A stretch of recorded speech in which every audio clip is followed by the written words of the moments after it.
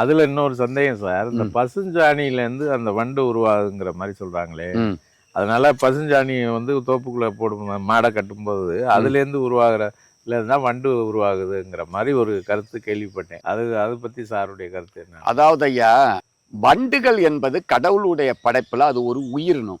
வண்டுகள் வந்து சாணியில தான் முட்டை போடும். இந்த காண்டாமிருக வண்டு, கருப்பு வண்டு சாணியில தான் முட்டை போடும். எந்த சாணியில முட்டை போடுன்னு சொன்னா குவியலா இருக்கிற சாணியில தான் முட்டை போடும்.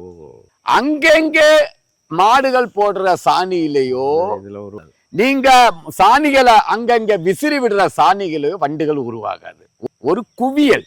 அப்ப சார் வந்து மாட்டு சாணி போடுறதோ ஆட்டு சாணி மாட்டு சாணி போடணும். தாய்ப்பால் அது குவியலா ஒரு இடத்துல கொட்டி வச்சாதான் வண்டுகள் உருவாகும். அதனால சார் வந்து மாடுகள் கட்டுறதுல அதனுடைய சாணிகள் போடுறதுல எந்த பாதிப்பும் கிடையாது.